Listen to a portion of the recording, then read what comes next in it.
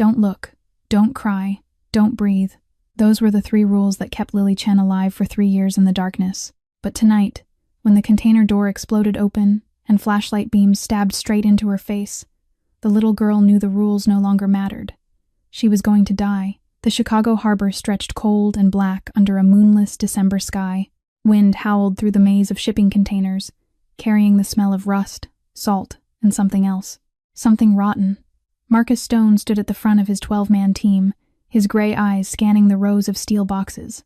37 years old, 6'2", a scar sliced through his left eyebrow, a permanent reminder of a knife fight he'd won 15 years ago. His black suit cost more than most people's cars, but underneath it, his body was a map of violence.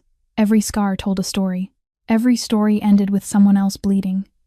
Tonight was supposed to be simple. Intel said container number 742 held $20 million worth of cocaine, property of a rival organization trying to move product through Stone Syndicate territory. Take the drugs. Send a message. Business as usual. We're in position. Elena Vasquez's voice crackled through his earpiece. Former FBI agent. Officially dead in government records. Unofficially, the most dangerous woman Marcus had ever met. Open it. 2 men moved forward with bolt cutters. The lock snapped. The door groaned, and the smell hit them first. Urine, feces, rotting food, and underneath it all, the unmistakable metallic scent of old blood. Marcus raised his flashlight. The beam cut through the darkness inside the container. No cocaine. Instead, 15 pairs of eyes stared back at him. Children. Skeletal. Filthy.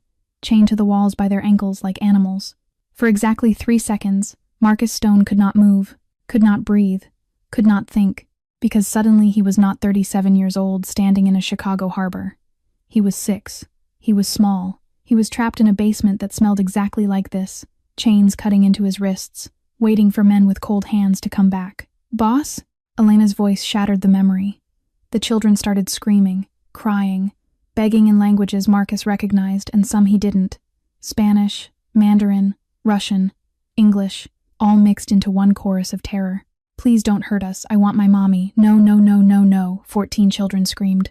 One did not. In the farthest corner of the container, pressed against the steel wall like she was trying to disappear into it, a small girl sat perfectly still. Her black hair was chopped short, uneven, clearly cut with something dull. Her eyes were open, brown and enormous in her gaunt face. But she wasn't looking at anything. She wasn't crying. She wasn't begging. She sat there like a doll someone had forgotten to throw away. Elena, Marcus said, his voice strange even to his own ears. Whose shipment is this? Elena checked the manifest on her tablet. Her face went hard. Victor Crane. This is Pipeline Cargo. The Pipeline. The largest child trafficking network on the eastern seaboard. Marcus had heard the rumors. He'd never seen the proof. Until now. Get them out, Marcus ordered. All of them. Call Hannah. I want medical at the safe house in 30 minutes. His men moved. Keys were found. Chains were unlocked. Children were lifted, carried, wrapped in jackets. But Marcus didn't move. He stood at the container entrance, flashlight still raised, watching the girl in the corner. She hadn't flinched when the other children screamed, hadn't reacted when his men approached her. When someone finally unlocked her chains, she stood up on her own, walked forward on legs that shouldn't have been able to hold her, and stopped 3 feet from Marcus.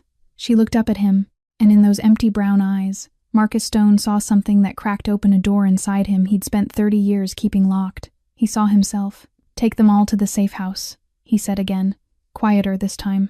But his eyes never left the silent girl in the corner.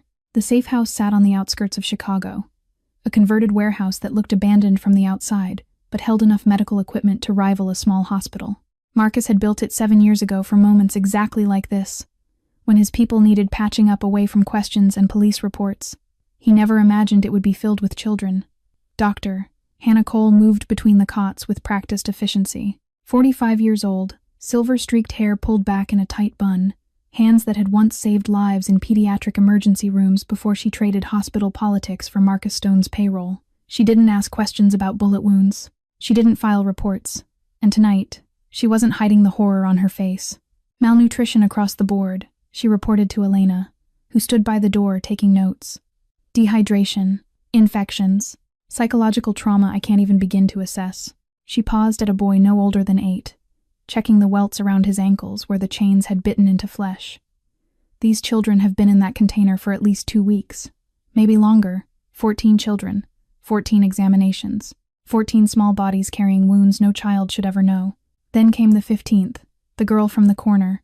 She stood where Marcus's men had placed her, next to an empty cot, perfectly still. She didn't sit down, didn't look around, didn't react when Hannah approached with a gentle smile and soft words. "Hi there, sweetheart. I'm Dr. Hannah. I'm going to make sure you're okay. Is that all right?" "Nothing." The girl's brown eyes remained fixed on a point somewhere past Hannah's shoulder, seeing everything, registering nothing. Hannah knelt down slowly. "Can you tell me your name?" Silence. "I need to check if you're hurt. I'm going to touch your arm now, okay? Just your arm. Still nothing. No flinch. No resistance." The girl simply stood there like a mannequin, allowing Hannah's hands to move her limbs, turn her body, lift her ragged shirt. Hannah's breath caught in her throat. The girl's back was a canvas of horror. Scars layered upon scars, some old and white, others pink and barely healed. Whip marks, belt marks, something that looked like electrical cord. Her arms bore rows of circular burns, perfectly spaced, deliberately placed. Cigarettes. Someone had used this child as an ashtray, and beneath the scars, her ribs jutted out like prison bars, each bone visible beneath paper-thin skin. Hannah's hands began to shake. Outside the examination room, Marcus watched through the one-way glass, his fists clenched at his sides, knuckles whitening, fingernails cutting half-moons into his palms until blood welled up. He didn't notice, couldn't feel anything except the cold rage building in his chest like ice water filling his lungs. "This child has been held longer than the others," Hannah said, her voice cracking. "Years, not weeks. She's been systematically broken, starved, tortured." She pulled the shirt back down gently, her medical professionalism crumbling. "I've seen abuse cases before. This is conditioning. Someone trained her to be silent, trained her to be compliant, trained her to be nothing." Hannah reached for a clipboard and pen. "Sweetheart, can you write your name for me? Just your name?" For the first time, something flickered in those hollow eyes. The girl's hand moved slowly, taking the pen like she expected it to be snatched away. She pressed it against the paper. Shaky letters formed, uncertain, unpracticed, L-I-L-Y, and below it, in smaller, more desperate handwriting, "Don't hurt me. I'll be quiet." Hannah turned away, pressed her hand to her mouth. Her shoulders trembled. Behind the glass, Marcus Stone stood frozen. Blood dripped from his clenched fists onto the concrete floor.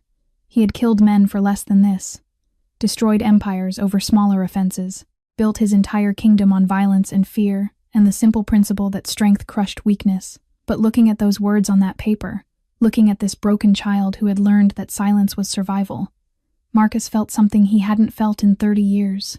Helpless. The conference room sat 3 floors above the medical bay. 4 men and Elena circled the long table, their faces grim under the fluorescent lights. These were Marcus Stone's captains, each one commanding a sector of his empire. Drug distribution, weapons, money laundering, protection rackets. Together, they controlled half of Chicago's underworld. Tonight, none of that mattered. "We have a problem," Elena began, sliding photographs across the table. Images of the children, the container, the chains. 15 minors, all undocumented, all traumatized. "If this gets traced back to us, it won't." Marcus cut in from the head of the table. "Boss, with respect," said Danny Kowalski, his head of security. "These kids are a liability. We call in an anonymous tip, let the cops handle it, and walk away clean. Not our circus, not our monkeys." Elena nodded. "The police hand them to social services. Foster care takes over. We stay invisible." Marcus laughed. It was not a pleasant sound. "Foster care?" He leaned forward, his gray eyes moving slowly around the table. "You want to know what foster care does? I'll tell you. Because I lived it." The room went silent. Marcus Stone never talked about his past. Ever. The captains exchanged uneasy glances. "I ran from foster care 4 times, Marcus said, his voice flat, almost casual. "First time, I was 7. They caught me in 2 days and sent me back. The family collected a check and locked me in a closet. Second time, I was 8. Got picked up by a pimp on the south side before I made it 3 blocks. Third time, I was 9. Social worker found me sleeping under a bridge and promised things would be different." He paused. "She sold me to a man who liked little boys. No one breathed. Fourth time, I was 10. I stopped running and started fighting. Made it on my own. But most kids don't. Marcus stood, placing both palms flat on the table. Foster care won't save those children. It'll just change who owns them. Within a month, Crane's people will have them back. Danny shifted uncomfortably. So what do? We find safe placement ourselves. Families we can trust. People who owe us. Churches. Shelters off the grid. Marcus turned to Elena. Start making calls. Every child gets a home we've vetted personally. Elena wrote something in her notebook, then looked up. And the girl? The one who doesn't speak? Marcus's jaw tightened. She stays with me. Until we find somewhere suitable. Boss, she stays with me. Elena held his gaze for a long moment. She had known Marcus for 12 years, had seen him order executions without blinking, had watched him build an empire from nothing but rage and intelligence. She had never seen him look like this. Crane will come for his cargo, she said carefully. Especially that one. Hannah said she's been held longer than the others. That means she's valuable. That means he won't stop. Marcus straightened his cuffs, checked his watch. When he spoke, his voice was winter. Let him try. The meeting ended. The captains filed out. Elena lingered at the door. You know, this changes things, she said quietly. This isn't business anymore. Marcus didn't answer. 3 hours later, he walked down the hallway of his penthouse toward the guest room. He had given Lily the bedroom closest to his own, the one with the softest bed and the window facing the city lights. Hannah had dressed her in clean clothes, left water and crackers on the nightstand. He opened the door. The bed was empty, untouched, the sheets still perfectly made. Marcus's heart stopped for half a second before he saw it. The closet door, slightly ajar. He crossed the room, pulled it open slowly. And there she was. Lily Chen, curled into a ball on the closet floor, knees drawn to her chest, arms wrapped around herself. She had chosen the smallest, darkest corner of the room, the place that felt most like a container, most like a cage. She was asleep, or pretending to be. Marcus stood there for a long time, watching this tiny broken thing who had learned that darkness was safer than light, that small spaces meant survival, that trusting a bed, a room, a person, was how you got hurt. He didn't wake her.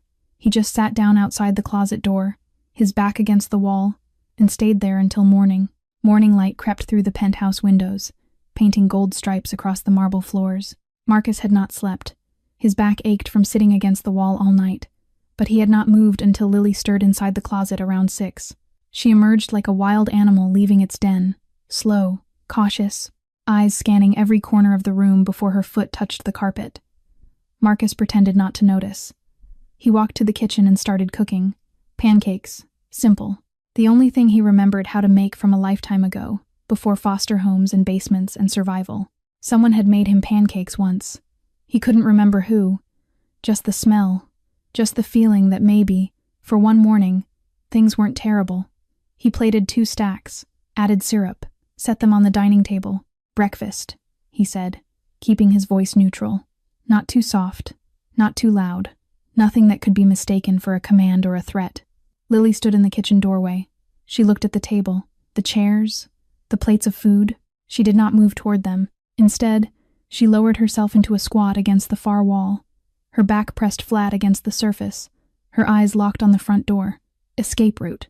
She was always calculating escape routes. Marcus understood. Without a word, he picked up his plate, walked to the living room, and sat down on the floor. 3 meters away from her. Close enough to be present, far enough to not be a threat. He ate slowly, didn't look at her, didn't speak, just cut his pancakes and chewed and let the silence fill the room. 5 minutes passed. 10, 15. Lily's eyes moved from the door to the plate on the table. Back to the door, back to the plate. Her small body was coiled tight, every muscle ready to run. But she was hungry. Marcus remembered that hunger, the kind that lived in your bones, the kind that made you stupid, made you take risks, made you reach for food even when you knew it might be a trap.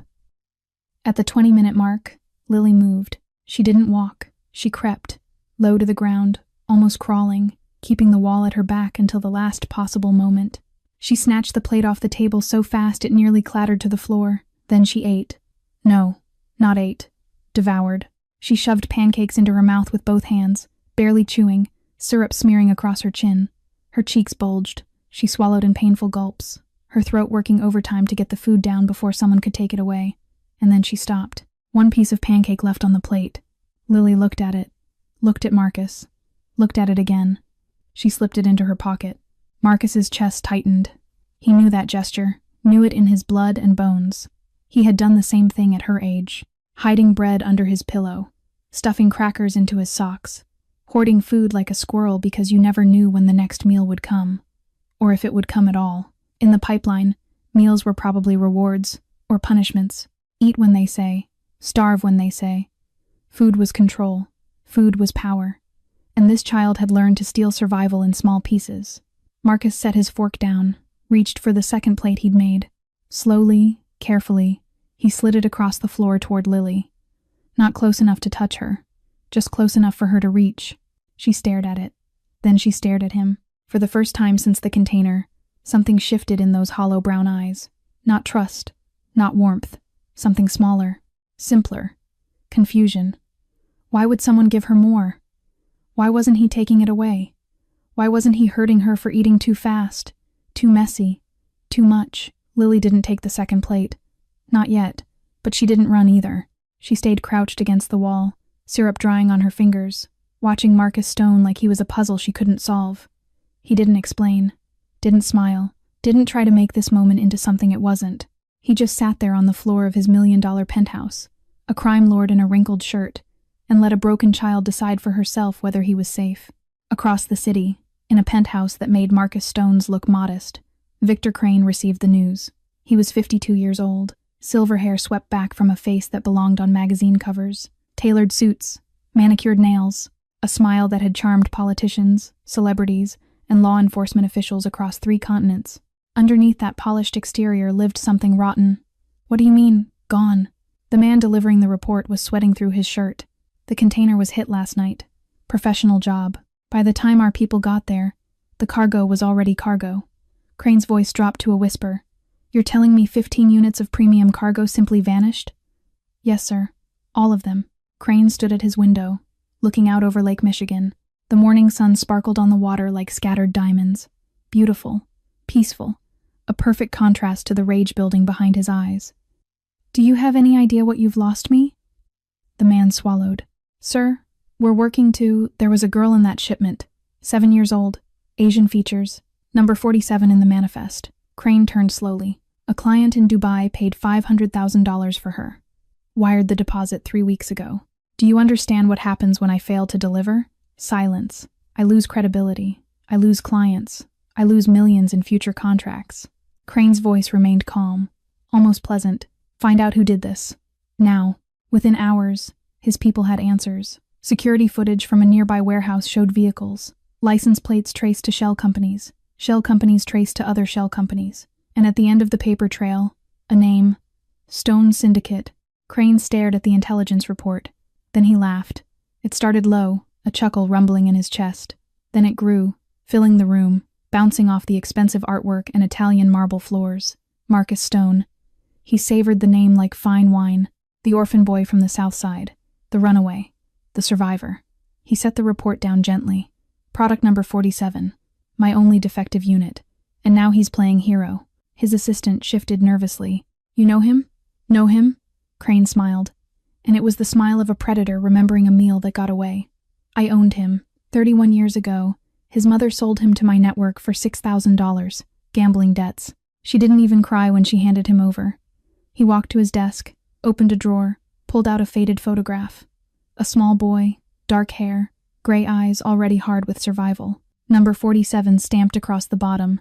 He was supposed to go to a collector in Prague, but the little bastard escaped during transport. Killed one of my handlers with a piece of broken glass. 6 years old. Crane shook his head with something almost like admiration. I never found him again. Until now. He slid the photograph back into the drawer. He's been building his empire right under my nose this whole time. And now he's stolen my merchandise. My future revenue. My reputation. Crane's smile faded. This isn't business anymore. This is personal. He picked up his phone. Dialed a number. I want every asset we have in Chicago activated. $1 million for Marcus Stone's head. $500,000 for the girl. Number 47 in the latest shipment. I want her alive and undamaged. He paused. And find me someone inside his organization. Everyone has a price. Everyone can be bought. He ended the call. Within 48 hours, Crane's money had done its work. A name surfaced: Tommy Reeves, head of security for Stone Syndicate's Eastern Sector. Wife with medical bills, gambling problems, desperate. Crane made the approach himself. $2 million. Protection for the family. A new identity when it was over. Reeves took the deal. 3 days after Marcus Stone found the children, Elena's phone buzzed with an encrypted message from their intelligence network. She read it twice, then walked into Marcus's office without knocking. "We have a problem." Marcus looked up from his laptop. Lily was curled in the corner of his office, drawing something on a piece of paper Hannah had given her. She still wouldn't use the furniture, but she was in the room. That was something. What kind of problem? Elena's jaw tightened. "There's a mole. Someone inside is feeding information to Crane." The news of the mole changed everything. Within 3 hours, Marcus had tripled security at every Stone Syndicate location. Armed guards rotated in 6-hour shifts. Communication channels were encrypted and re-encrypted. Safe houses were abandoned, relocated, erased from existence. But Lily couldn't go to another safe house. Not when Crane's people might already know every address in the network. She would stay in Marcus's penthouse, the fortress at the top of the Blackwood Tower, 47 floors above the street. Private elevator requiring biometric access. Bulletproof windows. Armed security in the lobby, the parking garage, the service entrances. The safest place in Chicago. Also the loneliest. Marcus watched Lily explore the penthouse that first evening. She moved like a ghost, silent feet padding across hardwood floors, small hands trailing along walls but never touching anything. She studied the space the way a prisoner studies a new cell. The living room, 3,000 square feet of Italian leather and modern art. The kitchen, granite countertops, professional-grade appliances, a refrigerator full of food that Marcus rarely ate. The hallway, 4 bedrooms, 3 bathrooms, an office, a gym, no photographs, no personal items, no evidence that a human being actually lived here. Lily paused in front of the floor-to-ceiling windows. The Chicago skyline glittered below, a galaxy of lights stretching toward the horizon. She pressed her palm against the cold glass and stared at the city like she was looking at another planet. Marcus realized, with sudden uncomfortable clarity, that his home looked exactly like hers felt. Empty, cold. A place to exist, not to live. That night, he gave her the bedroom next to his. Clean sheets, soft pillows, a nightlight plugged into the wall because Hannah had mentioned that complete darkness might trigger memories of the container. Lily didn't touch the bed. She curled up in the corner again, wedged between the dresser and the wall. Marcus didn't argue. He just closed the door and went to his own room. Sleep didn't come for him either. At 2 a.m, he heard it. Not screaming. Lily had been trained out of screaming long ago, but breathing. Fast, shallow, desperate breathing. The sound of lungs trying to pull in air that wouldn't come. Marcus was at her door in 3 seconds. She sat upright in bed. The nightlight cast strange shadows across her face. Her eyes were wide open, staring at something he couldn't see. Sweat soaked through her shirt, plastering thin hair to her forehead. She wasn't awake, but she wasn't asleep either. Trapped somewhere in between, reliving something that still had claws in her even now. Marcus stood frozen in the doorway. He had killed men with his bare hands, had ordered executions without flinching, had built an empire from blood and calculation and ruthless efficiency. He had no idea how to comfort a child. What did people do? Hug her? Talk to her? Turn on lights? Make noise? Everything he thought of seemed wrong, seemed like something that might make it worse. So he did the only thing that made sense. He pulled the chair from the corner of the room, set it beside the door, sat down, and spoke. "I have nightmares too." His voice was quiet, not soft. Marcus Stone didn't do soft, but quiet, honest. Every night, for 30 years, since I was 6 years old. Lily's breathing slowed, just slightly. Her eyes moved toward him, still glassy, still not fully present. "They never go away," Marcus continued, staring at the wall. "The dreams, the memories, the things that happened in the dark." He paused, "But I learned to wake up, every time. I learned to survive them." Silence. Then Lily blinked. Once, twice.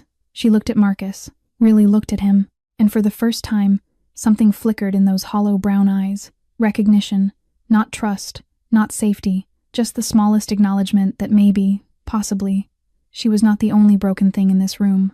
Marcus stayed in the chair. Lily stayed in the bed. Neither of them slept, but they weren't alone. When pale morning light finally crept through the windows, Marcus jerked awake. He hadn't meant to sleep. His neck ached from the angle. His hand had slipped off the armrest. He looked at the bed. Empty. Panic shot through his chest for one terrible second. Then he looked down. Lily sat on the floor beside his chair, her knees pulled to her chest, her head resting against the chair leg, close enough that her shoulder almost touched his foot. She was asleep. Real sleep. Deep sleep. The first peaceful sleep she'd had in 3 years. And she had chosen to have it next to him. Elena found the mole in 72 hours. Tommy Reeves, 41 years old, 14 years with the Stone Syndicate, head of security for the Eastern Sector. Wife named Sandra, 2 kids in private school, a mortgage he could barely afford, and a gambling addiction that had put him $200,000 in debt to the wrong people. Crane's men approached him 6 days ago, Elena reported, sliding a folder across Marcus's desk, offered to clear his debts, plus $2 million in cash, plus new identities for his family when it was over. Marcus stared at the photograph of Reeves, a man he had trusted, a man who had sat in his conference room, eaten at his table, known the locations of every safe house in the network, a man who had sold him out. Where is he now? Warehouse 12. Danny's boys picked him up an hour ago. Marcus stood, buttoned his jacket, checked his watch. Tell them I'm on my way. The warehouse was cold, industrial, the kind of place where screams didn't carry beyond the concrete walls. Tommy Reeves sat strapped to a metal chair in the center of the room, his face already bloodied from the initial questioning. His left eye was swollen shut, his lip was split. But he was conscious. That was important. Marcus needed him conscious. The other men cleared out when Marcus entered. Even Danny, who had seen things that would give normal people nightmares for life, didn't want to be in the room for this. Marcus pulled up a chair, sat down across from Reeves, said nothing. The silence stretched. I'm sorry, Reeves finally croaked. I didn't have a choice. Sandra's treatments cost more than insurance covers. The kids needed. You sold children. Marcus's voice was flat. You told Crane where to find them. You gave him access to my network so he could traffic more children. I didn't know what the shipment was. I swear to God, I didn't. Don't. Reeves stopped talking. Marcus leaned forward. Before I kill you, I want to know everything Crane told you. Everything. Start talking. It took 20 minutes. Reeves spilled names, dates, contact methods, payment channels, everything he knew about the pipeline's Chicago operation. Then he said something that changed everything. Crane has a personal interest in this, not just business, he said. Reeves hesitated, fear flickering in his remaining good eye. He said he doesn't just want the girl, he wants you. Marcus went still. He called you his unfinished work, said you were product number 47, said your mother sold you to him 31 years ago and you escaped before delivery. Reeves swallowed blood. He said it's time to collect what's his. The room tilted. Marcus was suddenly 6 years old again. A dirty kitchen, peeling wallpaper, his mother standing at the counter, counting bills with trembling hands, a man in a nice suit, waiting by the door. Mama? Where are we going? She didn't look at him, couldn't look at him, just kept counting. 20, 40, 60. Mama? He's not my son anymore. Her voice was hollow. Dead. Take him. The man in the suit grabbed Marcus's arm. Small fingers clawed at the doorframe, screaming, begging. Mama! Mama, please! She never turned around. She just kept counting. The memory shattered. Marcus was on his feet, his fist connected with Reeves's face before he knew he was swinging. Once, twice, 3 times. Blood sprayed across his knuckles. He couldn't stop, couldn't think, couldn't see anything except his mother's back and the money in her hands, and the realization that he had been worth exactly $6,000 to the woman who gave him life. Marcus. Reeves's face was unrecognizable now. Pulp and bone. Marcus. Elena's voice cut through the red haze. Her hand closed around his arm, pulling him back. Marcus stumbled away from the chair. His chest heaved. His fists dripped crimson. Reeves was still breathing. Barely. Finish it, Marcus said to no one in particular. Then he walked out. The night air hit his face like cold water. He stood in the alley behind the warehouse, hands shaking, breath coming in ragged gasps. 31 years. He had spent 31 years burying that night, building walls around it, becoming someone so powerful that no one could ever hurt him again. And Victor Crane had been there the whole time. The monster who bought children had bought him, had almost owned him, was still trying to own him. Marcus looked at his bloody hands. The ghosts he thought he had buried were climbing out of their graves. Marcus didn't remember the drive home. One moment he was standing in the alley behind the warehouse, blood drying on his knuckles, his mother's voice echoing in his skull. The next he was stepping out of the private elevator into his penthouse, the city lights blurring beyond the windows. He walked past the living room without turning on the lights, past the kitchen, past everything. He needed a drink. He needed a shower. He needed to scrub the blood off his hands and the memories out of his head. He didn't notice Lily until he was halfway across the room. She sat in her usual corner, knees pulled to her chest, watching him from the shadows. The nightlight from the hallway cast a faint glow across her face. Her eyes moved to his hands, the blood. Marcus stopped walking. He should hide this, should go to the bathroom and clean up before she connected the dots. Before she understood that the man who was supposed to protect her was the same kind of monster she had spent 3 years trying to survive. But Lily didn't flinch, didn't crawl deeper into her corner, didn't look away. Instead, she did something that stopped Marcus's heart. She stood up, slowly, carefully, like a deer deciding whether to approach an outstretched hand. She took one step toward him, then another. Marcus couldn't move, couldn't breathe. In 7 days, Lily had never willingly approached anyone. She endured touch, tolerated proximity, but she never initiated contact. Until now. She walked to the bathroom. Marcus heard drawers opening, heard rustling. Then she emerged carrying a roll of medical bandages and a small bottle of antiseptic, the same supplies Hannah had used when examining her that first night. She had been watching, learning, remembering. Lily walked up to Marcus and stopped 3 feet away. She looked at his hands, looked at his face. Then she sat down on the floor, cross-legged, and waited. It took Marcus a moment to understand. Then he sat down too. The marble floor was cold through his pants. His knees ached. His hands throbbed with a pain he was only now beginning to feel. Lily reached for his right hand. Her fingers were tiny, feather-light. She turned his palm over, examining the torn knuckles, the split skin, the blood that had dried in the creases. Her face showed no expression, no fear, no disgust. Just focus. She unscrewed the antiseptic, poured a small amount onto a cotton pad, dabbed at the wounds with careful, unpracticed movements. It stung. Marcus didn't flinch. Then she picked up the bandages. Her wrapping was clumsy, uneven, too loose in some places, too tight in others. She had clearly never done this before, but she worked with intense concentration, her small tongue poking out between her lips, her brow furrowed. She wrapped the left hand next. Same painstaking process, same imperfect results. When she finished, she sat back and looked at her work. Then she looked at Marcus. And for the first time in 3 years, Lily Chen opened her mouth and spoke. Hurt. One word, soft as a whisper, rough from disuse. Marcus stared at her.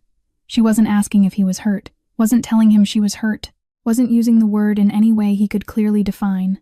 It was something else entirely.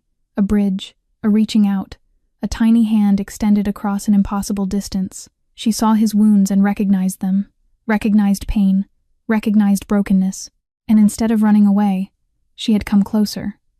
This child, who had learned that people only bring suffering, had looked at a bleeding man and decided to help.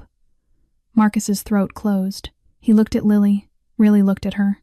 7 years old, 50 pounds, covered in scars, trained to be silent, trained to be nothing, and yet she was still here, still fighting, still reaching toward something better even after everything that had been done to her.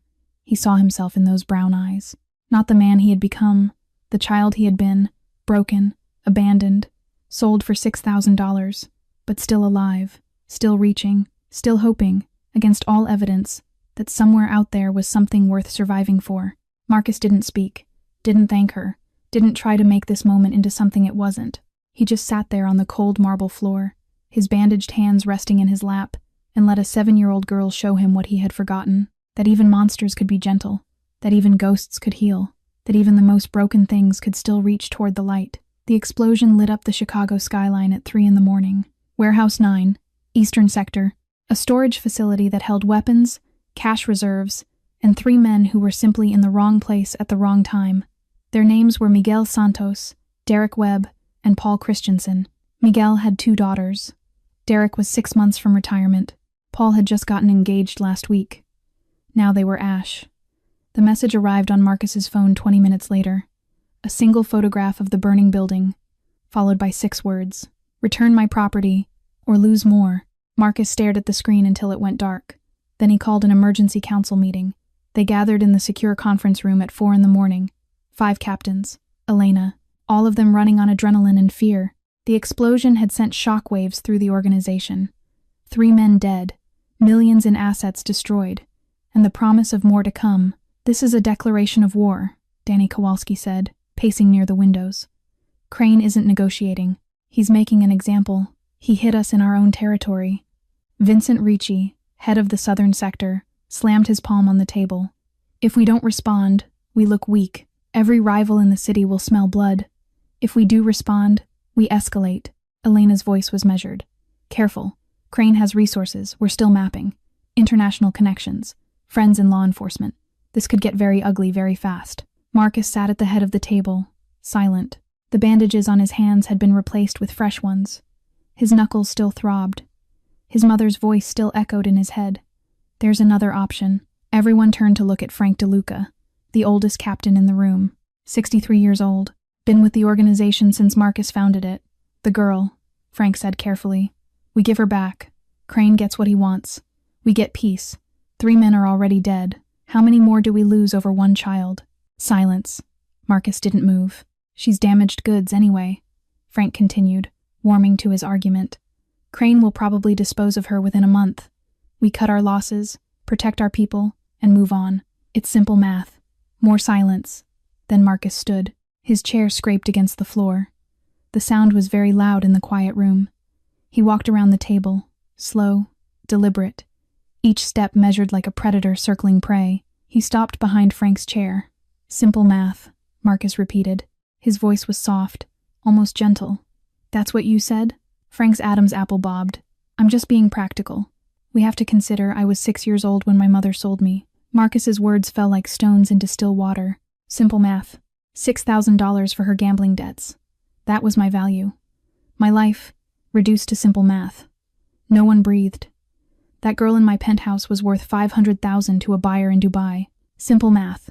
Her childhood, her body, her soul, all assigned a number." Marcus leaned down until his mouth was beside Frank's ear. "Anyone who wants to give her back to Crane can step forward right now." His voice dropped to a whisper. "But you'll have to walk through my corpse first." Frank didn't move, didn't speak, didn't even blink. Marcus straightened. "We're not handing over the child. We're going to war, total war. Every asset we have mobilized against the pipeline, every contact activated, every resource deployed. By the time I'm finished, Victor Crane won't exist. His network won't exist. The ground where his building stood won't exist. Boss," Elena spoke carefully, "this will cost lives, maybe dozens. For one child?" Marcus turned to face her. "Not for one child, for what's right." He paused, and something shifted in his gray eyes.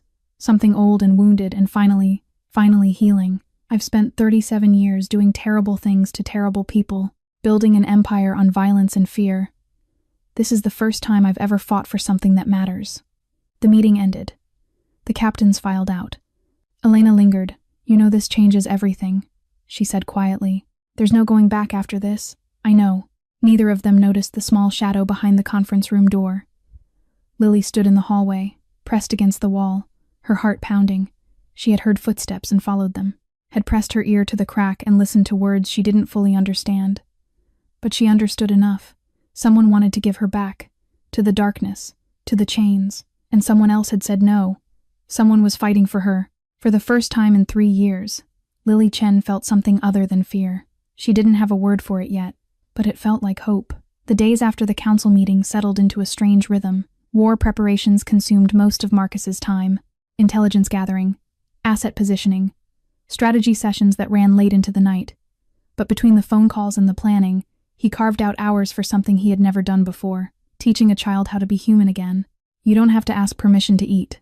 Lily stood in front of the refrigerator, her hand hovering near the door handle, her eyes fixed on Marcus across the kitchen, waiting, always waiting for approval, for commands, for the rules that had governed her existence for 3 years. If you're hungry, you eat. That's it. No permission needed. She didn't move. Marcus opened the refrigerator himself, pulled out an apple, set it on the counter in front of her. "Take it. It's yours." 30 seconds passed before Lily's hand crept forward. She grabbed the apple and retreated to her corner, eating it in tiny bites, her eyes never leaving him. Progress. Slow progress. But 3 years of conditioning couldn't be erased in days. She still hid food in her pockets, under her pillow, inside the closet where she sometimes slept. Marcus found crackers tucked into shoes, bread crusts wedged behind furniture, a small stockpile of survival in every corner of the penthouse. He never took them away, never mentioned them, just made sure there was always more. She still couldn't sleep on the bed. The mattress was too soft, too exposed, too different from the concrete floors and metal containers she had known. Most nights, Marcus found her curled in corners, wedged into small spaces, her body folded to take up as little room as possible. She still flinched when anyone raised a hand, even to wave, even to reach for a coffee cup on a high shelf. Her shoulders would curl inward, her head would duck, her arms would come up to protect her face.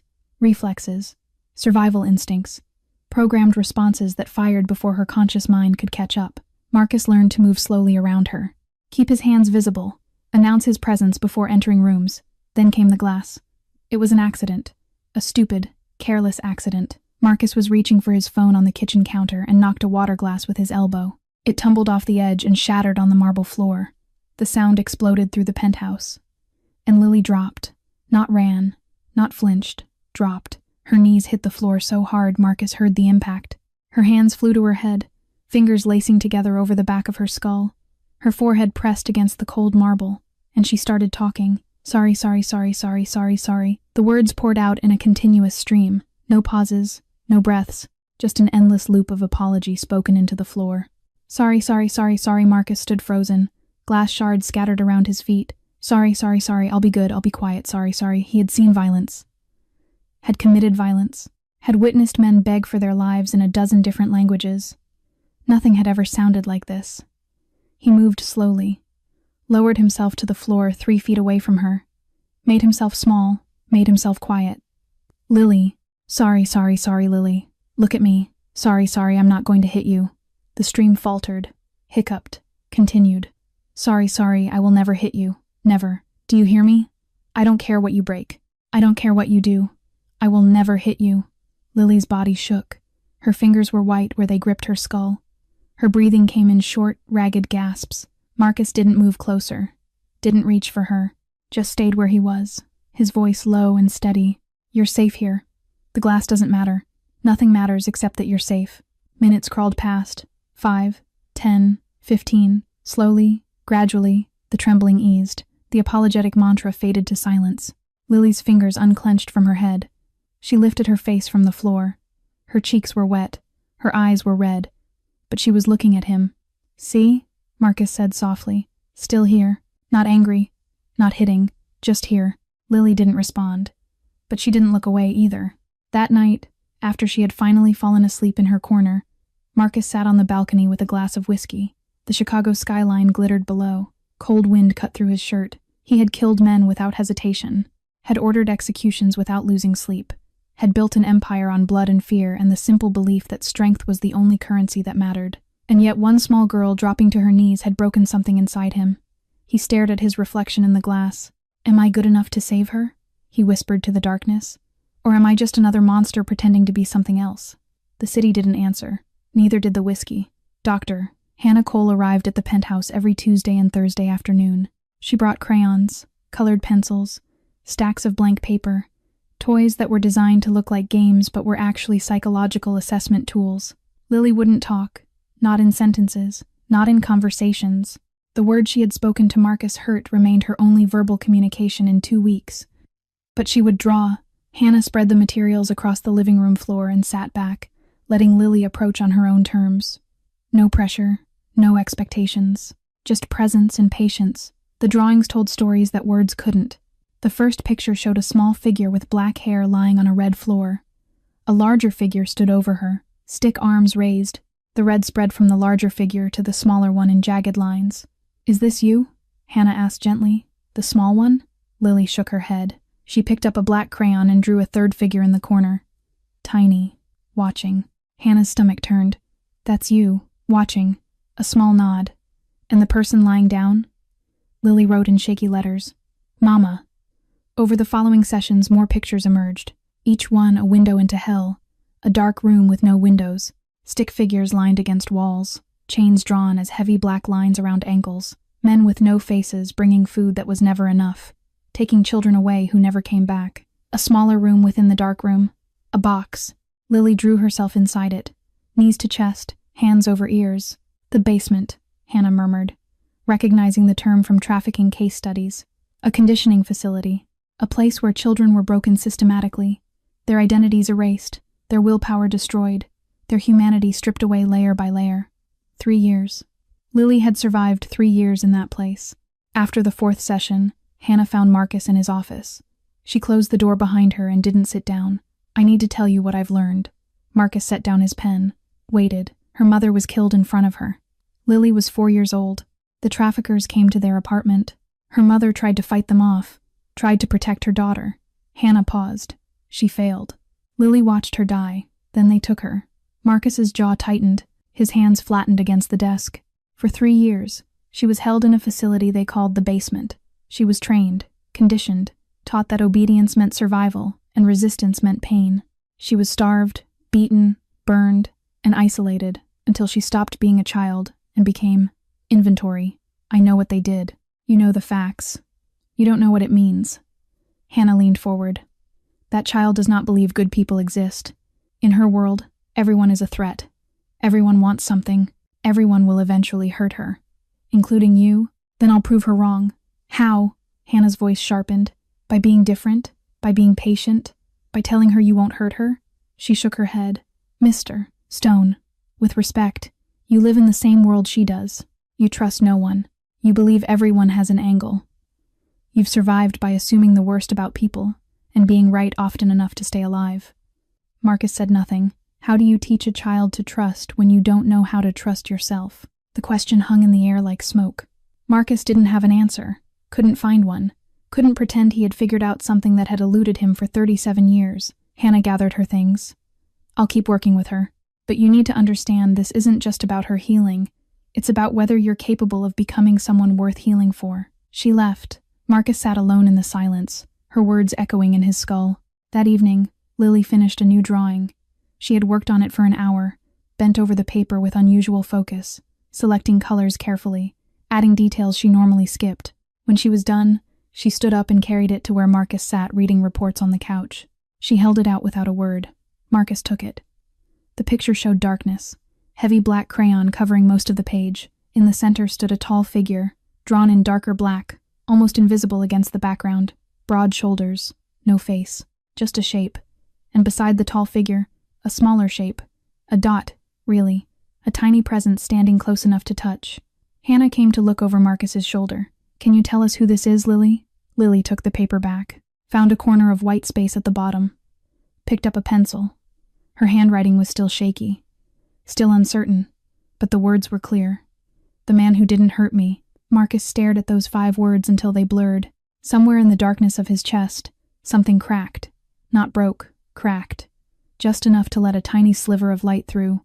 2 weeks passed like water finding its level. Small changes, invisible to anyone who wasn't watching closely. But Marcus was watching, and he saw everything. Lily started sitting at the dining table. Not in a chair, not yet, but on the floor beside the table, her back against the wall, her plate balanced on her knees, close enough to be part of the meal, far enough to run if she needed to. Marcus moved his own plate to the floor, sat across from her, ate in silence. They shared meals like that, 2 people who didn't know how to be people, learning together.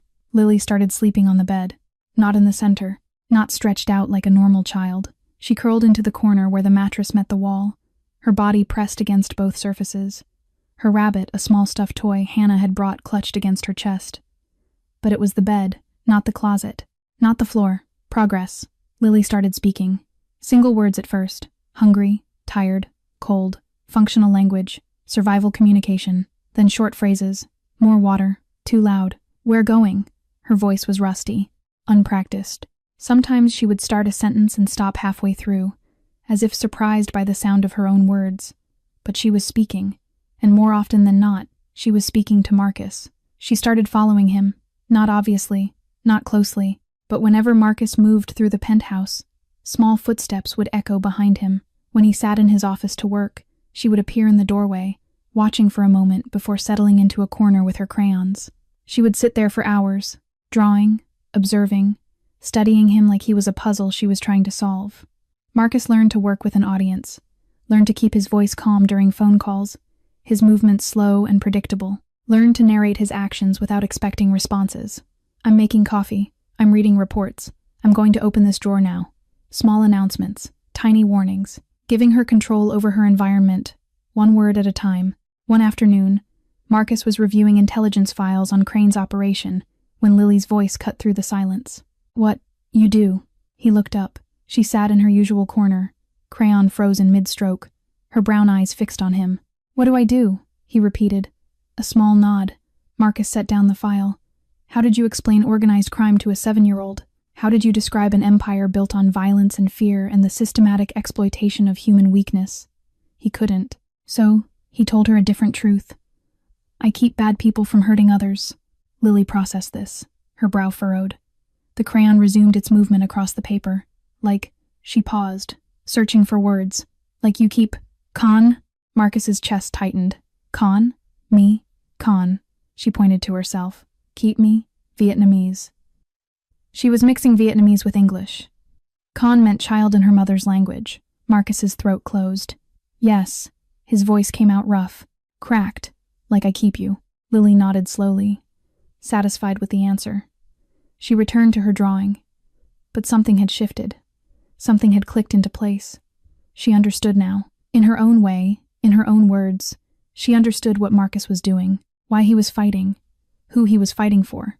That evening, Marcus stood at the window watching the city lights flicker to life. Lily had fallen asleep on the couch, her rabbit tucked under her chin, her breathing soft and even, peaceful. She looked peaceful. When was the last time anyone had looked peaceful in his presence? His phone buzzed. Elena. We found him. Marcus stepped away from the window, lowering his voice. Where? Industrial complex in Cicero. Old meatpacking plant. Crane's been using it as his command center for the Chicago operation. Elena paused. We have blueprints, guard rotations, entry points. We can hit him tomorrow night. Marcus looked back at Lily. She shifted in her sleep. Her hand tightened around the rabbit. Do it, he said. Tomorrow night. Full assault. Understood. I'll brief the teams. The line went dead. Marcus stood in the darkness, watching the child sleep, knowing that in 24 hours, he would either end this war or die trying.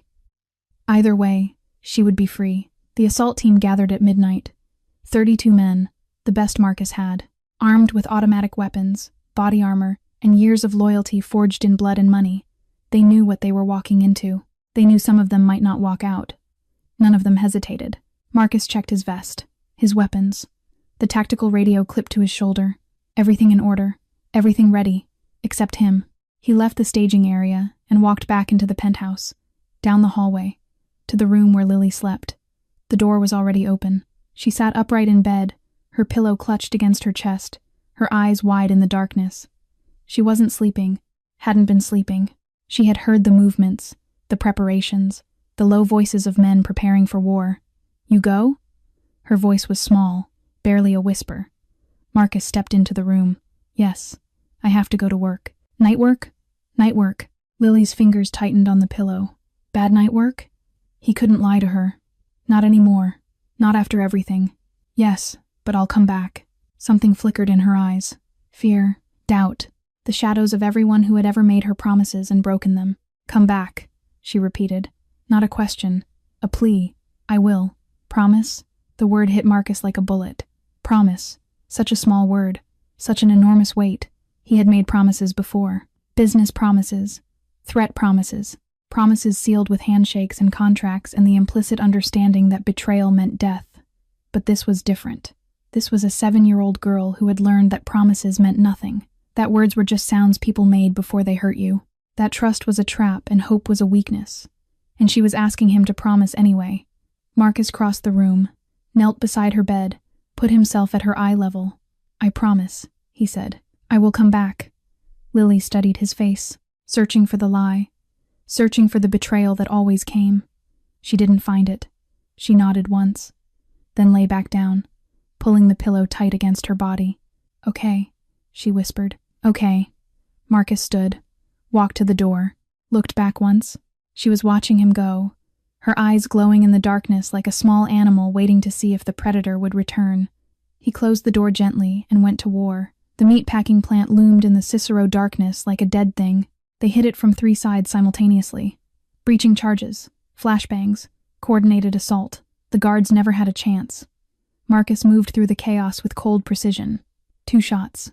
3. Bodies dropped. Doorways cleared. His team flowed through the building like water finding cracks. But something was wrong. The resistance was too light. The guards too few. The building too empty. They found the command center on the 3rd floor. Computers, files, maps with pins marking cities across the globe. The scope of the pipeline spread across walls like a spider's web. Hundreds of children, dozens of countries, billions of dollars. But no Crane. He's not here. Elena's voice crackled through the radio. We've cleared every floor. He's not here. Marcus stood in the center of the command room, staring at the evidence of an empire built on stolen childhoods. Trap. This was a trap. Crane had let them find this place. Let them commit their forces. Let them. His radio screamed to life. Marcus! Elena's voice was ragged. Desperate. The penthouse! We just got word. The penthouse is under attack. The world stopped. Then it exploded into motion. Marcus was running before his brain finished processing the words. Downstairs. Through hallways. Past bodies he had created minutes ago. Lily. The name pounded through his skull like a heartbeat. Lily. Lily. Lily. He hit the parking lot at full sprint. Threw himself into the SUV. Tires screaming against concrete. The city blurred past. Red lights ignored. Traffic laws meaningless. His phone rang. Unknown number. He answered. Hello. Product 47. Crane's voice slithered through the speaker. Did you enjoy my little distraction? While you were playing soldier, I collected what's mine. Marcus couldn't speak. Couldn't breathe. The girl sends her regards. Don't worry, I'll take good care of her. After all, I have 3 years of training to complete. The line went dead. Marcus drove faster, but he already knew. He was too late. The elevator doors opened onto carnage. Marcus stepped into his penthouse and felt the world tilt sideways. The smell hit him first. Copper and gunpowder. The smell of violence. The smell of failure. Blood smeared across the marble floor. Bullet holes pockmarked the walls. Furniture overturned. Glass shattered. Signs of a fight that had been brutal and brief. 2 bodies lay near the entrance. His guards. Men who had worked for him for years. One had his throat cut. The other had 3 bullet wounds in his chest. Their weapons were still holstered. They never even had a chance to draw. Marcus walked through the destruction like a man in a nightmare. The living room. Empty. The kitchen. Empty. The hallway. More blood. Drag marks leading toward the service entrance. Lily's room. The door hung off its hinges. Inside, the bed was torn apart. The pillow she always clutched lay on the floor, ripped open, stuffing scattered like snow. The stuffed rabbit sat in the corner, abandoned, alone. She was gone. Marcus stood in the center of the destroyed room, his hands shaking, his vision blurring red at the edges. He had promised her, looked into her eyes and promised he would come back. He came back to nothing. His phone rang. Unknown number. He already knew who it was. Hello, Marcus. Crane's voice oozed through the speaker like poison. Or should I call you Product 47? I still remember your number. You were always special. Where is she? Safe. For now. A pause. Marcus could hear the smile in Crane's words. But you know how it is with damaged merchandise. 3 years of careful training, undone in a few weeks. She'll need to be reconditioned, broken down again, built back up the right way. Marcus's grip tightened until the phone creaked. I'll find you. Oh, I'm counting on it. That's the whole point. Crane laughed softly. You were my only failure, Marcus. The one that got away. I've spent 30 years wondering what happened to my runaway product. And now here you are, all grown up, playing crime lord, building your little empire, pretending you're not still that terrified boy in my basement. I'll kill you. You'll try. That's what makes this fun. Marcus lost control. The phone hit the wall so hard it shattered into pieces. Plastic and glass scattered across the floor. He stood there, chest heaving, fists clenched, the rage burning through him like acid. Elena arrived minutes later. She surveyed the destruction with cold eyes, then turned to Marcus. What does he want? Me. The word came out like broken glass. He's always wanted me. Her phone buzzed. She checked it, showed him the screen. A text message, an address, a time, 3 hours from now, and 7 words. Come alone, or the girl dies. It's a trap, Elena said flatly. He'll have a dozen men waiting, maybe more. You walk in there alone. You don't walk out. I know. Then what's the plan? Marcus moved toward the safe room, entered the code. The reinforced door swung open, revealing racks of weapons, stacks of cash, emergency supplies. You assemble a backup team. Best we have. Give me a 15-minute head start, then move in. 15 minutes is a long time. Long enough to find her. Long enough to get her out. And if you can't, Marcus loaded a pistol, checked the magazine, holstered it, added a second gun, a knife, a backup knife. Then you finish what I started. He reached into the back of the safe. Behind the weapons and the money and the emergency protocols, there was a small box. He hadn't opened it in 20 years. Inside lay a photograph. A woman, young, dark hair, eyes that might have been kind once, before the gambling and the debts and the desperation. His mother, the only picture he had of her, the only proof she had ever existed. Marcus stared at it for a long moment. She had sold him for $6,000, had looked at her own child and seen dollar signs instead of a son, had handed him to monsters and walked away counting cash.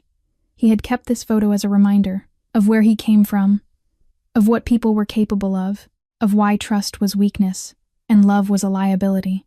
But he wasn't that boy anymore, and Lily wasn't going to become what he had become. Marcus pulled out his lighter, flicked it open, touched the flame to the corner of the photograph. He watched his mother's face curl and blacken and turn to ash. Then he walked out the door to save his daughter. The abandoned factory rose from the Chicago outskirts like a rotting tooth. Marcus parked 200 meters away and approached on foot. No backup visible, no weapons drawn, just a man in a dark coat walking toward what was almost certainly his death. The main entrance hung open. An invitation, a challenge. He walked through. Inside, the factory floor stretched wide and empty. Rusted machinery cast long shadows under the industrial lights that still somehow worked. The air smelled of oil and decay and something else. Fear. 20 men waited for him. They stood in a loose semicircle, weapons trained, faces hard, professional, disciplined. Crane's personal guard. And in the center of the floor, illuminated by a single spotlight like a twisted art installation, stood a steel cage. Inside the cage, Lily. She sat curled in the corner, her knees pulled to her chest, her eyes closed, her body completely still. The same position she had been in when Marcus first found her. The same emptiness, the same surrender. 3 weeks of progress, gone. Beautiful, isn't it? Victor Crane stepped out from behind the cage. He wore a charcoal suit that probably cost more than most cars. His silver hair was perfectly styled. His smile was perfectly evil. 3 years of careful training, 3 years of breaking her down and building her up, and you undid it all in a few weeks. He shook his head with theatrical disappointment. Do you have any idea how much work that represents? How much money? Let her go, Crane. Or what? Crane laughed. You'll kill me? With 20 guns pointed at your head? Please. Marcus. I expected more creativity from my star pupil. Marcus's jaw tightened. I was never your pupil. No? Then what were you? Crane walked closer, hands clasped behind his back like a professor delivering a lecture. I remember when your mother brought you to me. Such a small thing, skinny, scared. She counted the money 3 times before she let go of your hand. The words landed like blows. Marcus forced himself to stay still. $6,000. That's what she sold you for. Less than the cost of a used car. Crane's smile widened. And now look at you. All grown up. Building your own empire. Collecting your own money. Taking your own children. I'm nothing like you. No? Crane tilted his head. Let's examine the evidence. You control drugs, weapons, protection rackets. You've killed how many people? Dozens? Hundreds? You built your entire kingdom on violence and fear and the exploitation of the weak. He spread his hands. The only difference between us is that I'm honest about what I am. You pretend to be something better. Marcus said nothing, because part of him believed it. The part that had ordered executions without flinching. The part that had built an empire on broken bodies and broken laws. The part that looked in the mirror and saw a monster wearing a human face. That girl in the cage, Crane continued, pointing at Lily. She's just trading one hell for another. You can't save her, Marcus. You can't save anyone, because you are the thing she needs saving from. Silence.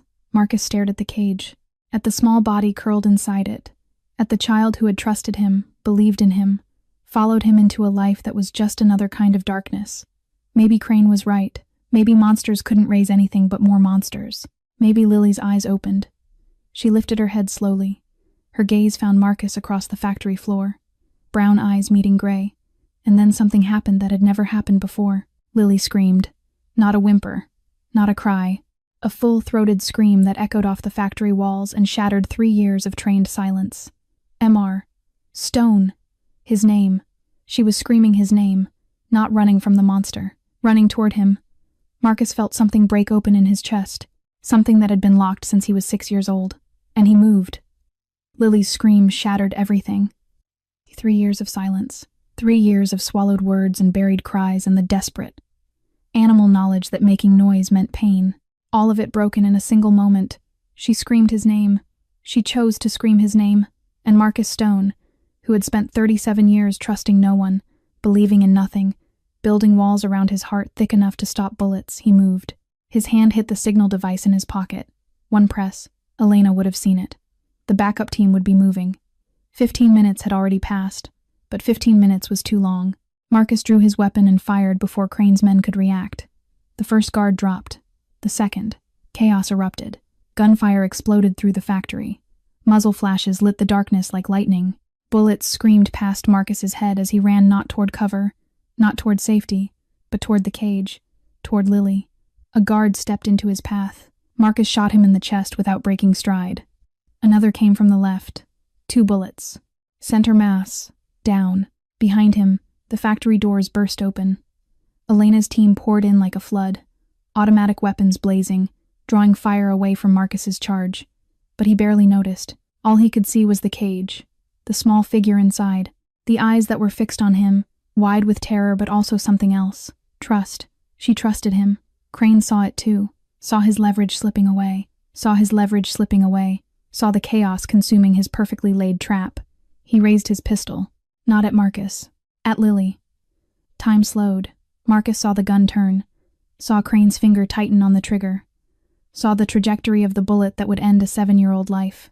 He didn't think. He threw himself forward, his body between the gun and the cage, and the bullet meant for Lily punched through his shoulder instead.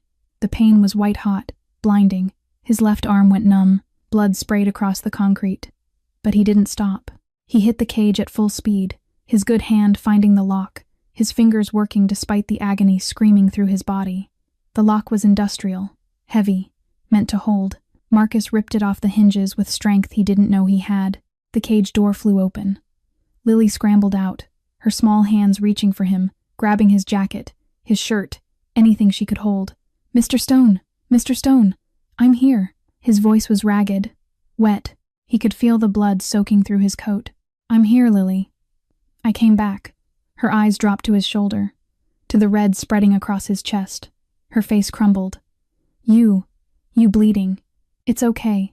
He pulled her against him with his good arm, held her tight, felt her small heart hammering against his chest. I'm okay. I promised. Remember? I promised I'd come back.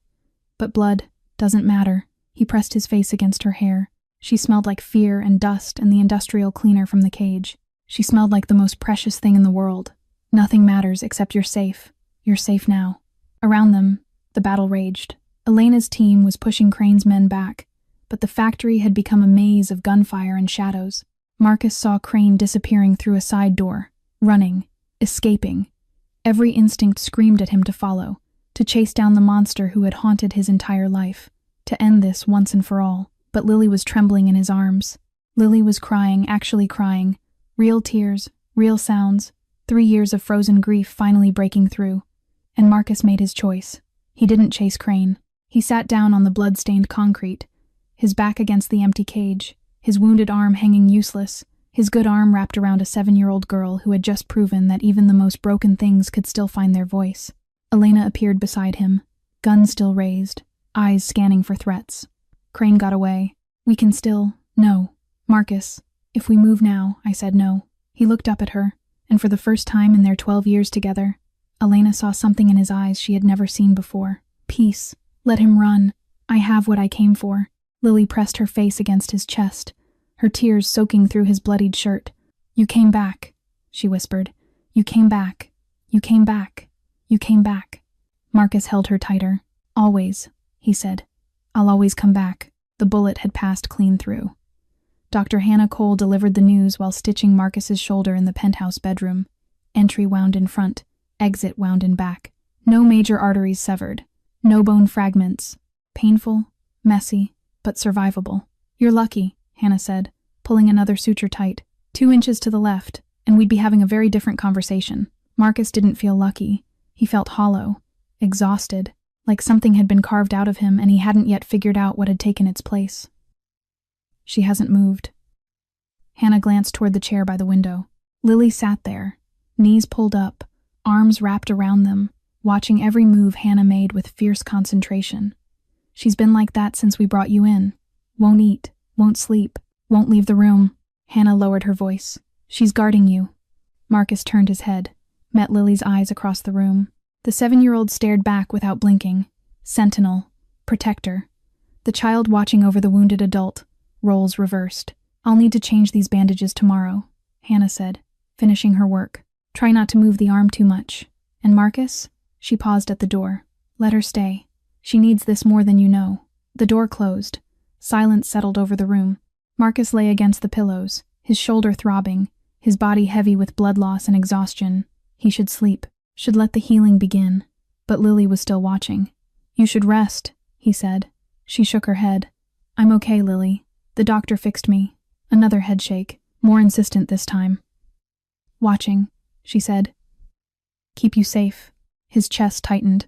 "Okay," he said softly. "Okay. You watch." Hours passed. The city lights shifted through the windows. Marcus drifted in and out of consciousness, and every time he opened his eyes, Lily was still there, still watching, still guarding. Sometime after midnight, she spoke. The basement was cold. Marcus's eyes opened fully. He turned his head. Lily was still in the chair. But something had changed. Her body was less rigid. Her voice was less hollow. She was talking. "They put us in boxes. Small boxes. Dark." Her words came slowly, like she was pulling them from a deep well. "If we cried, they hurt us. If we talked, they hurt us. If we moved wrong, they hurt us." Marcus said nothing, just listened. "Other kids, they took them away. Never came back." Her voice trembled.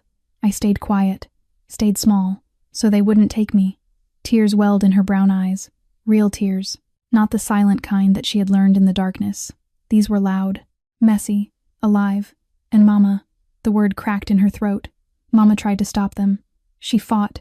She screamed. Lily's face crumpled. "There was so much blood, so much, and I didn't, the dam broke." She cried. Not silently. Not the trained tears of a child who had learned to suffer without sound. These were sobs that shook her whole body. Gasping, choking, ugly crying that came from somewhere so deep it had never seen light. Marcus didn't know what to do. Had never comforted anyone. Had never been comforted himself. So he did the only thing that made sense. He opened his good arm. "Come here." Lily crossed the room in 3 steps.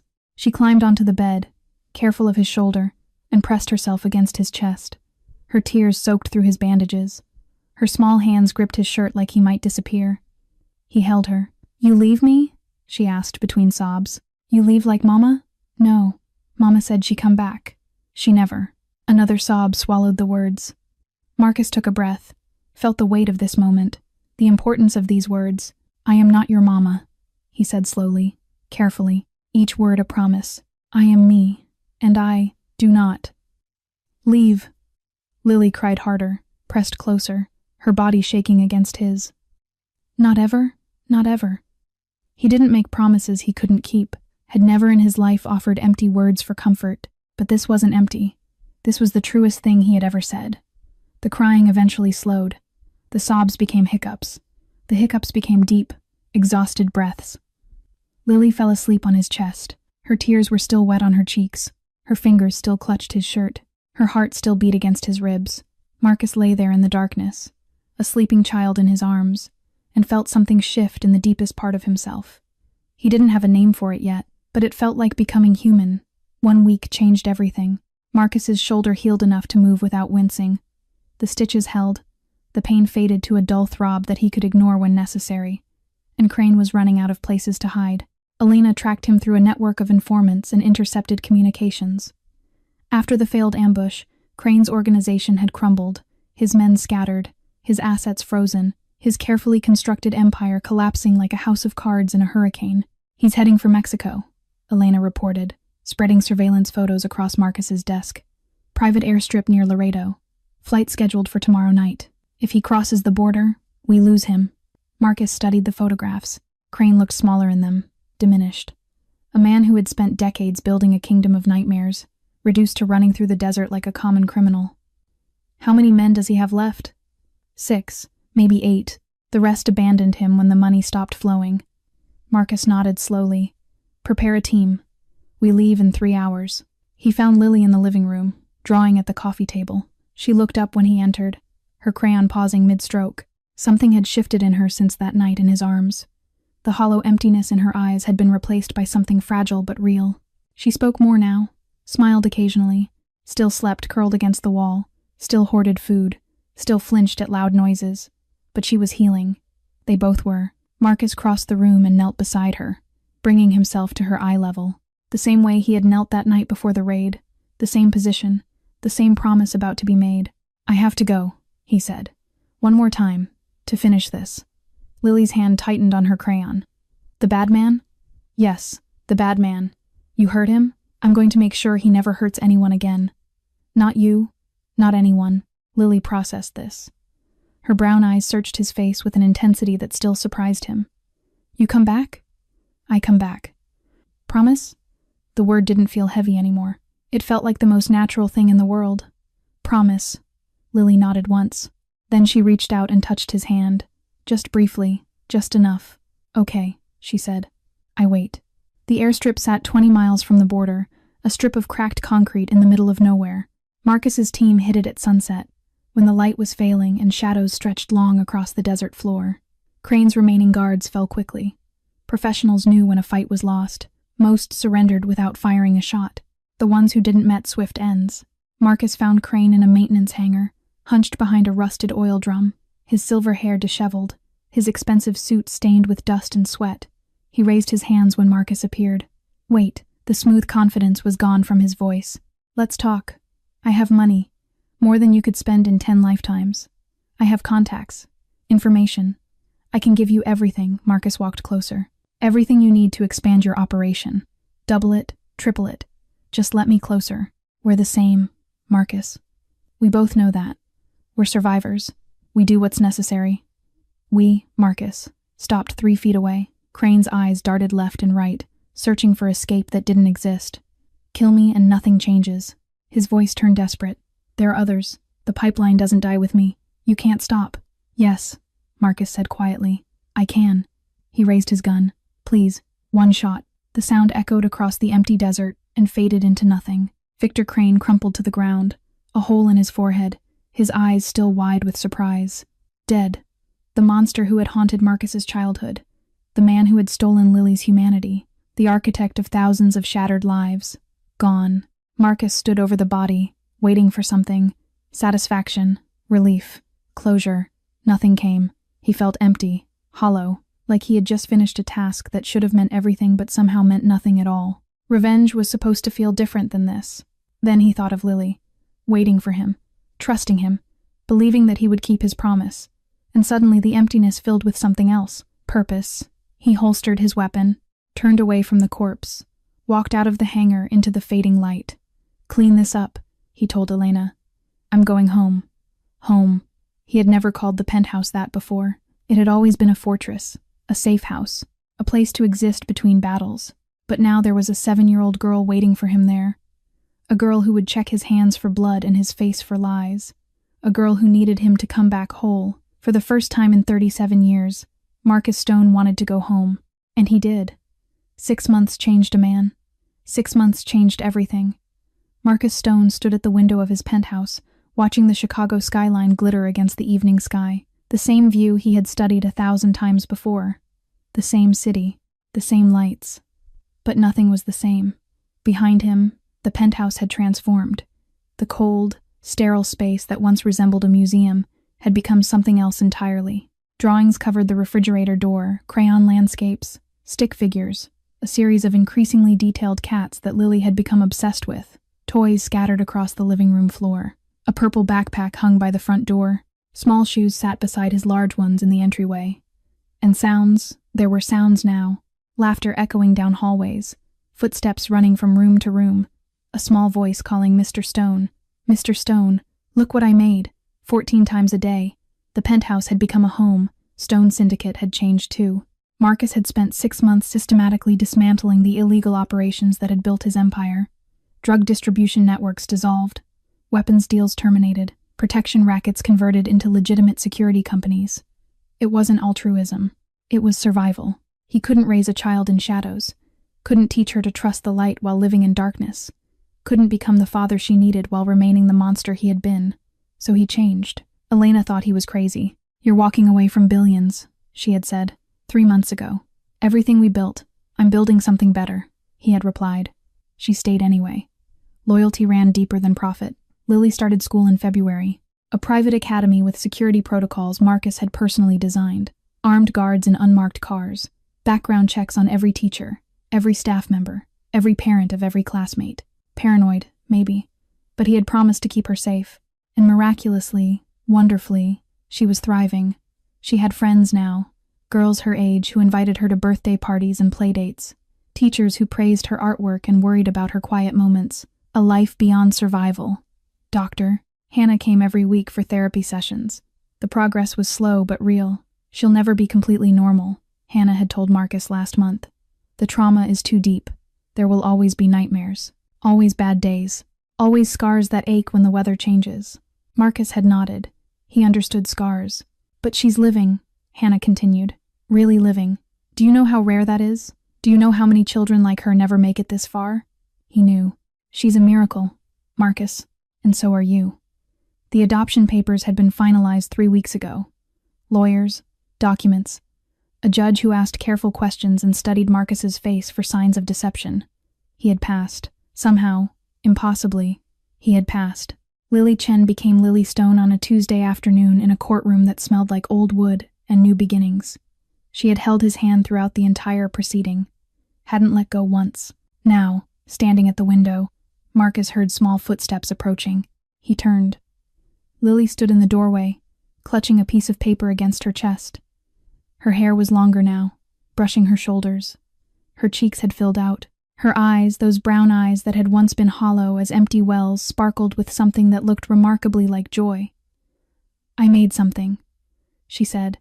She walked across the room and held out the paper. Marcus took it, a drawing, 2 figures standing under a bright yellow sun. One tall, one small. Their stick figure hands were connected, fingers intertwined. Below the figures, in careful handwriting that had improved dramatically over 6 months of practice, Lily had written 2 words, my family. Marcus stared at the drawing, his throat closed, his eyes burned. Do you like it? Lily asked, suddenly uncertain. I can make another one if he knelt down, pulled her into his arms, held her tight against his chest. It's perfect, he said, his voice rough. It's absolutely perfect. Lily hugged him back. I love you, Mr. Stone, she whispered. 4 words, simple words. Words that Marcus Stone had never heard from anyone in 37 years of living. He pressed his face against her hair. I love you too, he said, and meant it more than he had ever meant anything in his life. 1 year. 365 days since a container door opened in a Chicago harbor and 2 broken souls found each other in the darkness.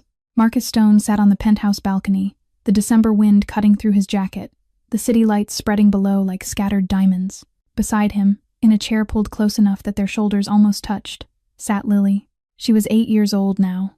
Her hair fell past her shoulders, black and shining, carefully brushed each morning by hands that had once only known violence. Her cheeks were round. Her body no longer showed the outline of bones beneath skin. Her eyes, those brown eyes that had once been empty as abandoned houses, glowed with life and light and something that looked remarkably like peace. She wore a purple coat and fuzzy socks, and held a cup of hot chocolate between her small hands. She looked like any other 8-year-old girl. But Marcus knew better. She still had nightmares sometimes, still flinched at unexpected sounds, still hoarded snacks in her room, and slept curled against the wall. The scars on her back would never fully fade, the memories would never fully disappear, but she was healing. They both were. Dad? The word still made his heart stutter. She had started calling him that 3 months ago, just slipped it into conversation one morning over breakfast, casual as sunlight, like it was the most natural thing in the world. He had excused himself and stood in the bathroom for 10 minutes, trying to remember how to breathe. "Yeah, sweetheart?" Lily stared out at the city. Her breath made small clouds in the cold air. "I was thinking," she said slowly, "about the night you found me." Marcus waited. "If you didn't open that container," she paused, "I would have died, right?" The question landed like a stone in still water. Marcus could have lied, could have softened it, could have protected her from the weight of what she was asking. But Lily deserved truth. She had earned it. "Yes," he said quietly. "You would have died." She nodded, processing, accepting. "But you did open it." Her voice was steady, strong. "You found me. You kept me. You came back. Every time. Yeah, even when I couldn't talk. Even when I hid in closets. Even when I was scared and broken and—" She struggled for the word. "Nothing. You were never nothing." Lily turned to look at him. Her eyes glistened in the city light. "I was a ghost," she said. "That's what I felt like I wasn't real. Like I was already dead and just hadn't stopped moving yet." Marcus's chest tightened. "But you saw me." Lily reached out and took his hand. Her fingers were warm from the hot chocolate. "Small. Alive. You saw me when nobody else did. And you didn't give up." "I couldn't." "Why?" The question hung in the cold air. Marcus looked at their joined hands, at the contrast between his scarred knuckles and her smooth skin, at the way she held on without fear. "Because I was a ghost too," he said. "And you saw me." Lily smiled. That smile that still felt like a miracle every time it appeared. She leaned over and rested her head against his shoulder, fit herself into the space beside him like she had always belonged there. "I'm not a ghost anymore," she whispered. "I'm your daughter." Marcus wrapped his arm around her, pulled her close, felt her heartbeat against his side. "Yeah," he said, his voice rough with emotion he no longer tried to hide. "You are—" They sat there together as the clock struck midnight. The anniversary of the night everything changed. The night a crime lord opened a container expecting drugs and found redemption instead. The night a broken child reached out from the darkness and saved the man who thought he was saving her. 1 year ago, Marcus Stone lived in shadows, trusted no one, needed no one, built walls around his heart thick enough to stop anything from getting in. 1 year ago, Lily Chen was a ghost. Silent, empty, waiting to die in a steel box. They found each other in the darkest night, and they taught each other what no one else could. That the abandoned deserve love, that monsters can become heroes, that ghosts can find their souls again. They were not perfect. They carried scars. They carried nightmares. They carried memories that would never fully fade. But they had each other, and that was enough. That was everything. This story carries a profound message for all of us. It reminds us that no matter how broken we feel, healing is possible. That the people society writes off the damaged, the lost, the abandoned still deserve love and second chances. That one person choosing to care, choosing to stay, choosing to come back every single time, can change everything. It teaches us that family is not about blood. It is about choice. It is about showing up when no one else will. It is about saying, "I will not leave you," and meaning it with every fiber of your being. If this story touched your heart, please subscribe to our channel and ring the notification bell so you never miss our daily uploads. Hit the like button and share this video with someone who needs to hear this message today. We would love to know how this story made you feel. Did it remind you of someone in your life? Did it make you think about second chances, about family, about the power of love to transform even the darkest circumstances? Please share your thoughts in the comments below. We read every single one, and your stories inspire us to keep creating content that matters. Thank you for watching. Thank you for being part of this community. Thank you for believing that stories can change hearts. We wish you good health, happiness, and peace in your daily life. May you always find the courage to reach toward the light, and may you always have someone who reaches back. Goodbye for now. See you in the next video.